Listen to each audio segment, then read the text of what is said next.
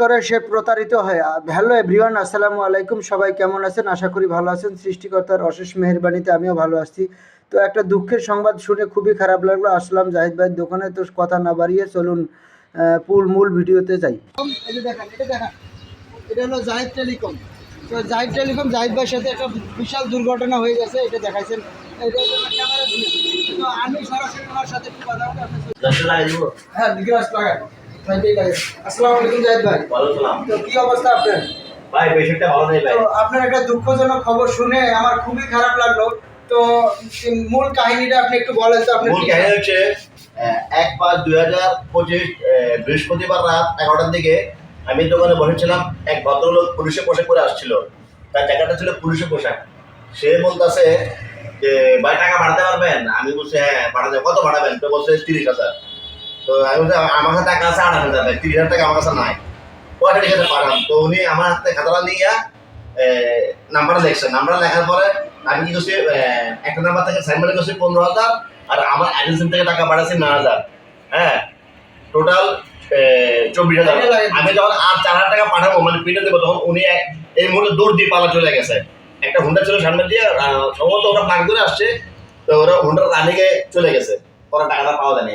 তো এই পরে কি কি ব্যবস্থা নিলেন? পরে আমি রাত্রে 12টার দিকে পুলিশ হচ্ছে জিডি করলাম। জিডি করার পরে ওসি সাহেব জানালাম। ওসি বললো একটা কপি নিয়ে চকবাজার পুলিশ বাড়ি দেওয়ার জন্য। তো চকবাজার পুলিশ বাড়ি দিয়েছি। তো উনি তদন্ত অফিসার বলতে সে কিন্তু দেখেন এটার জন্য আপনাকে আরো খরচপাতি আছে, ঘর দিতে হবে। যেমন ওই তারা কল লিস্ট বের করবে, এটার জন্য নাকি 2,500 টাকা দিতে হবে। তো বলছে ভাই এটা আপনি আসলে আপনার ছেলেদের টাকা না পাওয়ার খবরও বেশি।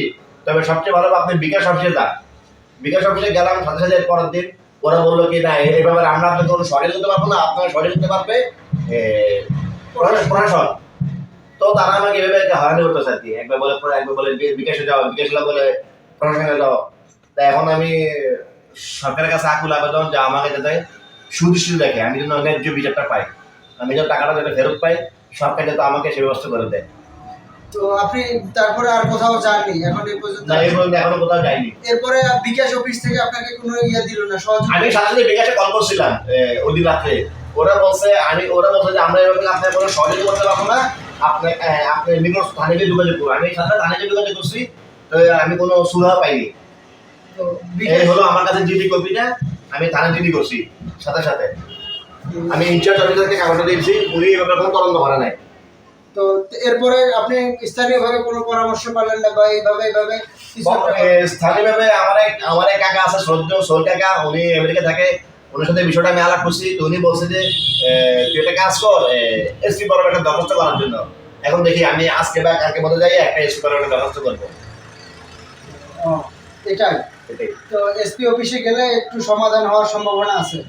এসপি আশা আছে যে এসপি সাহেবকে গেলে উনি হয়তো আমাকে একটা সহযোগ করতে পারবে, আশা আছে। আমি ওনার কাছে একটা আশাবাদী রাখলাম। তো প্রতারণার শিকারটা কিভাবে হলেন আপনি একটু বলেন। প্রতারণার শিকার উনি তো ভাই, উনি পুলিশে পোশাক পরে আসছে, ওনার জ্যাকেট পরে আসছে।